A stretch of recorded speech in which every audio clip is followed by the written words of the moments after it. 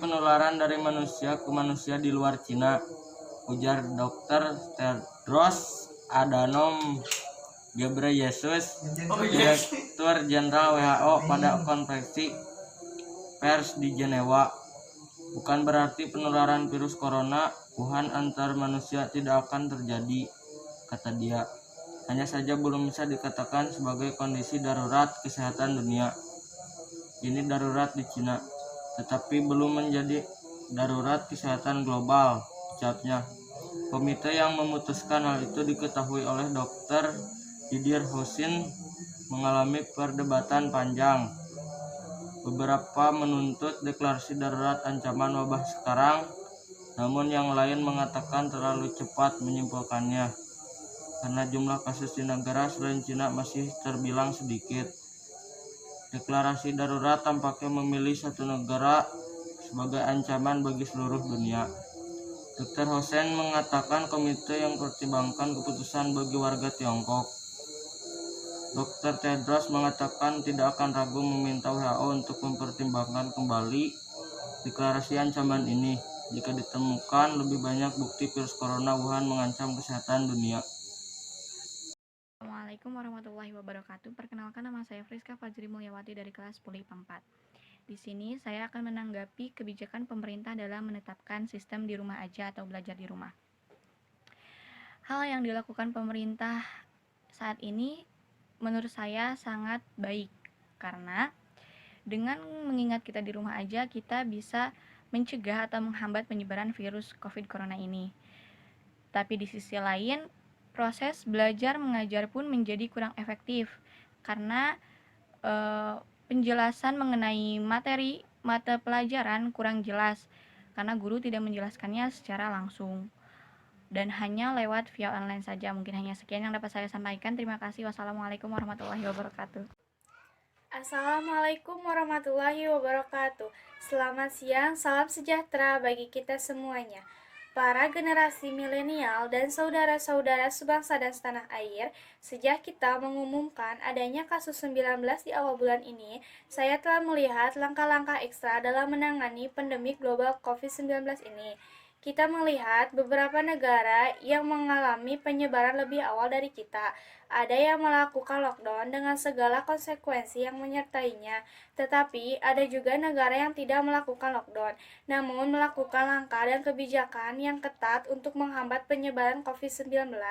Pemerintah terus berkomunikasi dengan WHO dan mempergunakan protokol kesehatan WHO, serta berkonsultasi dengan para ahli kesehatan masyarakat dalam menangani penyebaran COVID-19 ini. Pemerintah telah membentuk gugus tugas percepatan penanggulangan COVID-19 yang diketahui oleh Kepala Badan Nasional Penanggulangan Bencana.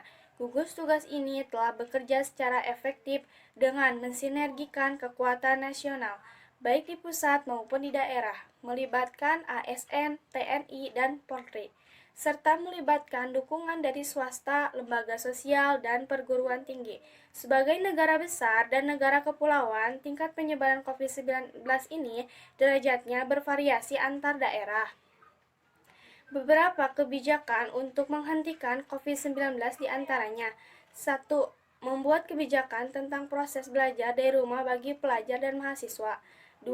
Membuat kebijakan tentang sebagian ASN bisa bekerja di rumah dengan menggunakan interaksi online. 3. Menunda kegiatan-kegiatan yang melibatkan peserta banyak orang. 4. Meningkatkan pelayanan, pengetesan infeksi COVID-19, dan pengobatan secara maksimal. Terakhir, kepada seluruh generasi milenial, saya minta untuk tetap tenang, tidak panik, dan tetap produktif secara meningkatkan kewaspadaan agar penyebaran COVID-19 ini bisa kita hambat, kita stop. Dengan kondisi ini, saatnya kita kerja dari rumah, belajar dari rumah, ibadah di rumah. Inilah saatnya bekerja bersama-sama, saling tolong-menolong, dan bersatu padu, gotong royong. Kita ingin menjadi sebuah gerakan masyarakat agar masalah COVID-19 ini bisa tertangani dengan maksimal. Saya kira ini yang bisa saya sampaikan. Terima kasih. Wassalamualaikum warahmatullahi wabarakatuh. Assalamualaikum warahmatullahi wabarakatuh. Selamat siang, salam sejahtera untuk kita semuanya, para generasi milenial dan saudara-saudara sebangsa dan setanah air. Sejak kita mengumumkan adanya kasus COVID-19 di awal bulan ini, saya telah melihat langkah-langkah ekstra dalam menangani pandemik global COVID-19 ini. Kita melihat beberapa negara yang mengalami penyebaran lebih awal dari kita, yang melakukan lockdown dengan segala konsekuensi yang menyertainya. Tetapi ada juga negara yang tidak melakukan lockdown namun melakukan langkah dan kebijakan yang ketat untuk menghambat penyebaran COVID-19. Pemerintah terus berkomunikasi dengan WHO dan mempergunakan protokol kesehatan WHO, serta berkonsultasi dengan para ahli kesehatan masyarakat dalam menangani penyebaran COVID-19 ini. Pemerintah telah membentuk gugus tugas percepatan penanganan COVID-19 yang diketahui oleh Kepala Badan Nasional Penanggulangan Bencana. Gugus tugas ini telah bekerja secara efektif dengan mensinergikan kekuatan nasional baik di pusat maupun di daerah, melibatkan ASN, TNI, dan Polri, serta melibatkan dukungan dari swasta, lembaga sosial, dan perguruan tinggi. Sebagai negara besar dan negara kepulauan, tingkat penyebaran COVID-19 ini derajatnya bervariasi antar daerah. Beberapa kebijakan untuk menghentikan COVID-19 diantaranya: 1. Membuat kebijakan tentang proses belajar dari rumah bagi pelajar dan mahasiswa. 2. Membuat kebijakan tentang sebagian ASN bisa bekerja di rumah dengan menggunakan interaksi online. 3. Menunda kegiatan-kegiatan yang melibatkan peserta banyak orang. 4. Meningkatkan pelayanan pengetesan infeksi COVID-19 dan pengobatan secara maksimal. Terakhir, kepada seluruh generasi milenial, saya minta untuk tetap tenang, tidak panik, dan tetap produktif dengan meningkatkan kewaspadaan agar penyebaran COVID ini bisa kita hambat dan kita stop. Dengan kondisi ini, saatnya kita kerja dari rumah, belajar dari rumah, ibadah di rumah. Inilah saatnya bekerja bersama-sama, saling tolong-menolong, dan bersatu padu. Gotong royong, kita ingin ini menjadi sebuah gerakan masyarakat agar masalah COVID-19 ini bisa tertangani dengan maksimal. Saya kira ini yang bisa saya sampaikan. Terima kasih. Wassalamualaikum warahmatullahi wabarakatuh. Assalamualaikum warahmatullahi wabarakatuh. Perkenalkan, nama saya Firas Erandika dari kelas 10 MIPA 2. Di sini saya akan menanggapi tentang kebijakan pemerintah dalam mengatasi pandemi virus corona dengan menetapkan sistem di rumah saja atau belajar di rumah. Menurut saya hal ini sangat baik dan tepat dilakukan. Mengapa demikian? Karena dengan di rumah saja kita dapat mencegah penyebaran virus corona. Dengan demikian, kemungkinan untuk terpapar atau terkena virus corona menjadi sangatlah kecil. Di satu sisi, dengan belajar di rumah, proses belajar dan mengajar akan menjadi kurang efektif. Akhirnya, siswa harus belajar secara individu di rumah saja. Mungkin itu saja yang dapat saya sampaikan. Wassalamualaikum warahmatullahi wabarakatuh. Assalamualaikum warahmatullahi wabarakatuh. Di sini saya akan mengutarakan pendapat saya mengenai belajar di rumah. Saya kurang setuju dengan adanya belajar di rumah. Karena menurut saya belajar di rumah kurang efektif karena banyak gangguan, baik itu dari HP kita sendiri seperti sosmed, ataupun gangguan dari kegiatan kita di rumah, seperti contohnya kita dimintai tolong oleh orang tua kita. Motivasi belajar di rumah pun kurang karena tidak ada teman untuk berdiskusi. Dan di saat kita tidak mengerti dengan tugas yang diberikan, otomatis kita akan menanyakannya kepada guru yang bersangkutan. Akan tetapi terkadang ada saja guru yang hanya melihat pesan kita tanpa membalas pertanyaan yang diajukan oleh kita. Kita diberi bimbingan juga hanya berupa tugas, tidak beserta materinya. Jika misalnya gurunya merekam penjelasan materi dan kita menontonnya, akan lebih mudah mengerjakannya. Akan tetapi, melihat kondisi sekarang dengan adanya COVID-19 yang tidak memungkinkan kita untuk belajar di sekolah, mau tidak mau, belajar di rumah merupakan cara terbaik untuk memutus mata rantai COVID-19. Mungkin pendapat saya hanya itu saja. Sekian, terima kasih. Wassalamualaikum warahmatullahi wabarakatuh. Assalamualaikum warahmatullahi wabarakatuh. Saya Neng Rani Saraswati dari kelas 10 MIPA 3. Menurut pendapat saya tentang belajar di rumah, setuju dan tidak setuju. Setuju dalam hal bisa berkumpul bersama keluarga dan menghambat penyebaran COVID-19. Masalah tidak setuju, tugas lebih banyak dari biasanya dan banyak tugas yang tidak dimengerti. Mungkin sekian dari saya. Wassalamualaikum warahmatullahi wabarakatuh. Assalamualaikum warahmatullahi wabarakatuh. Selamat siang, salam sejahtera para generasi milenial dan saudara-saudara sebangsa dan setanah air. Sejak kita mengumumkan adanya kasus COVID-19 di awal bulan ini, saya telah melihat langkah-langkah ekstra dalam menangani pandemi global COVID-19 ini. Kita melihat beberapa negara yang mengalami penyebaran lebih awal dari kita. Ada yang melakukan lockdown dengan segala konsekuensi yang menyertainya, tetapi ada juga yang tidak melakukan lockdown, namun melakukan langkah-langkah dan kebijakan yang ketat untuk menghambat penyebaran COVID-19.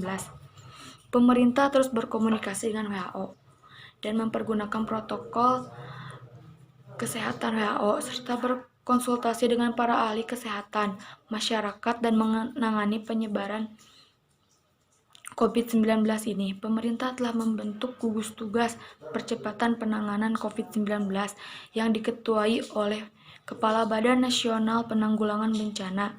Gugus tugas ini telah bekerja secara efektif dan mensinergikan kekuatan nasional, baik pusat maupun di daerah, melibatkan ASN, TNI, dan Polri, serta melibatkan dukungan swasta, lembaga sosial, dan perguruan tinggi. Sebagai negara besar dan negara kepulauan, tingkat penyebaran COVID-19 ini derajatnya bervariasi antar daerah. Beberapa kebijakan untuk menghentikan COVID-19 diantaranya: 1. Membuat kebijakan tentang proses belajar dari rumah bagi pelajar dan mahasiswa. 2. Membuat kebijakan tentang sebagian ASN bisa bekerja di rumah dengan menggunakan interaksi online. 3. Menunda kegiatan-kegiatan yang melibatkan peserta banyak orang. 4. Meningkatkan pelayanan pengetasan infeksi COVID-19 dan pengobatan secara maksimal. Terakhir, kepada seluruh generasi milenial, saya minta untuk tetap tenang, tidak panik, dan tetap produktif dengan meningkatkan kewaspadaan agar penyebaran COVID-19 ini bisa kita hambat dan kita stop. Dengan kondisi ini, saatnya kita bekerja di rumah, ibadah di rumah. Inilah saatnya bekerja bersama-sama, saling tolong-menolong, dan bersatu padu, gotong royong. Kita ingin ini menjadi sebuah gerakan masyarakat agar masalah COVID-19 ini bisa tertangani dengan maksimal. Saya kira ini yang bisa saya sampaikan. Terima kasih. Wassalamualaikum warahmatullahi wabarakatuh. Assalamualaikum warahmatullahi wabarakatuh. Perkenalkan, nama saya Zidan Berianto Alfon dari kelas 10 MIPA 4. Saya akan memberikan pendapat saya tentang di rumah aja atau belajar di rumah. Menurut saya, belajar di rumah bagi sebagian siswa kurang efektif karena materi yang disampaikan berupa file atau tulisan saja dan sulit untuk dipahami karena jarang adanya sesi tanya jawab antara guru dengan siswa. Bila siswa tidak mengerti apa tugas dan materi yang disampaikan oleh guru tersebut, sehingga siswa lemah dalam memahami materi yang disampaikan guru tersebut. Adapun dampak positifnya, yaitu kita bisa memutus mata rantai penularan pandemi COVID-19 ini, serta kita bisa memperdalam materi, dan kita juga bisa lebih leluasa dalam mengerjakan tugas. Sekian, terima kasih. Mohon maaf apabila ada salah kata. Wassalamualaikum warahmatullahi wabarakatuh. Assalamualaikum warahmatullahi wabarakatuh. Perkenalkan, nama saya Zani Tiara Syafitri, kelas 10 IPS 1. Di sini saya akan membuat video tentang positif negatifnya hashtag di rumah saja dan positif negatifnya hashtag belajar di rumah. Yang pertama, positifnya di rumah aja. 1. Lebih dekat dengan keluarga. 2. Lebih banyak waktu untuk bersantai. Dan negatifnya, yang pertama, cepat bosan. Yang kedua, lebih sering tidur dan itu tidak baik untuk kesehatan. Dan yang ketiga, kita lebih sering menggunakan gadget atau handphone, itu tidak baik untuk kesehatan mata. Dan selanjutnya, hashtag belajar di rumah. Positifnya, 1. Kita lebih fokus dalam belajar. 2. Lebih tenang dalam belajar, karena biasanya kita belajar itu per kelas dan itu berisik, jadi kalau di rumah lebih tenang. Dan negatifnya, kalau belajar di rumah saja itu guru cenderung lebih memberi banyak tugas kepada muridnya. Dari saya, wassalamualaikum warahmatullahi wabarakatuh.